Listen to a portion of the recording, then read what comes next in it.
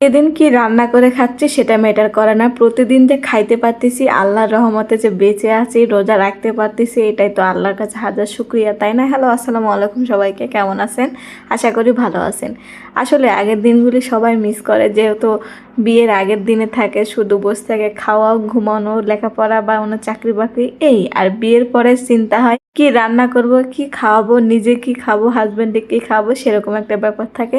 তো আজকে ইচ্ছে করতেছিল, প্রতিদিনই তো অন্যরকম খাওয়া হইতেছে, একটু ভর্তা ভাতে খাইলে ভালো হবে। তো সেই জন্য চিন্তা করলাম যে মাছ ভুনা আর ভর্তাটাই করি, অন্য কিছু আর করবো না। যেহেতু রোজা রমজানের দিন বেশি কিছু খাওয়া যায় না, অল্প কিছুতে পেট ভরে যায়।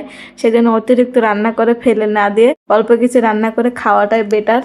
সেই জন্য আমি প্রথমে মাছটা ভেজে নিলাম, মাছটা ভেজে নিয়ে রেখে দিছি। তার মধ্যে এখন পেঁয়াজ কুচি দিয়ে দিলাম, তার মধ্যে মশলাপাতি সব দিয়ে দিছি, দিয়ে সুন্দর করে নাড়তেছিলাম। আমি এভাবে রান্না করে থাকি, যখন আমার সব কিছু খেতে মন চায় না তখন মাছ ভুনা করি আমি। মাছ আমি কম খাই, যখন খেতে ইচ্ছা করে তো এইভাবেই খাই। তো যাই হোক, এদিকে মশলাটা কষানো হয়ে গেছিলো, তার মধ্যে এখন টমেটো দিয়ে দিলাম। এখন যেহেতু টমেটোর সিজন শেষ হয়ে যাচ্ছে, টমেটো আর পাওয়া যাবে না, সেজন্য একটু বেশি করে রান্না করতেছিলাম, যাতে টক টক ভাব থাকে, তাহলে ভালো লাগবে খেতে, সেই জন্য। তো যাই হোক, এদিকে আমার টমেটো এগুলো সব কষানো হয়ে গেছিলো, তার মধ্যে এখন দিয়ে দিলাম মাছ। মাছগুলি ছিল একদম ফ্রেশ, কারণ গাড়া থেকে তুলে একদম পাঠাই দিচ্ছিল। কাতল মাছের ছোট ছোট, এখনো বড় হয় না সেরকম, সেজন্য আর কি। তো যাই হোক, এদিকে আমি রান্নাটা করতেছিলাম, নাড়াচাড়া করতেছিলাম, তার যাতে কষাতে হবে সেজন্য আর কি। কষানো হয়ে গেছিলো, তার মধ্যে ঝোল দিয়ে দিয়েছিলাম। আমার রান্নাটা প্রায় কমপ্লিট। মাছের ভুনা বলে কথা, অনেক সময় লাগে না, অল্পতেই হয়ে যায়।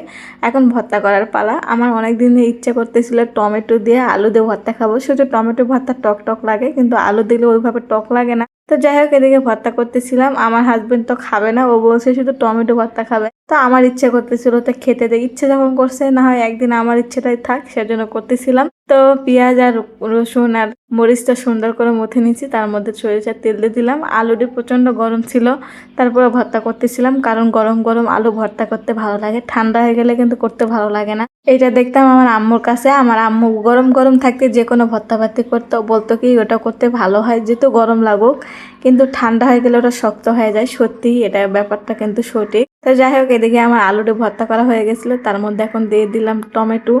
টমেটোগুলো অনেক গরম ছিল, তো গরমের জন্য হাত দিতে পারতেছিলাম না, অনেক কষ্ট হচ্ছিল, হাতে ফোসা উঠে যাবে এরকম একটা ব্যাপার। তারপরে আমি যেটাতে ভর্তা করি সেটা নিয়ে চলে আসছি, হাতে আর করে নাই, হাতে আর কত কষ্ট দিব, কষ্ট না দিয়ে থাক। তো সেই জন্য ওটাতে করতেছিলাম, ওটাতে ভালো হচ্ছিলো, ওটা দিলে তো হাতেও লাগবে না, সেজন্য আর কি। তো ওটাতে করানো হয়ে গেছিলো, এখন হাতে মাখানোর পালা ছিল, তো হাতে মাখতেছিলাম। তো ভর্তাটা দেখে মনটা চাইতেছিল খাইতে, কিন্তু মুখে তো রোজা খাওয়া যাবে না। আলহামদুলিল্লাহ ইফতারিতে বা সেহরিতে খাই ফেলবো। কেমন হলো অবশ্যই কিন্তু কমেন্ট করে জানাতে পারেন। সবাই ভালো থাকবেন।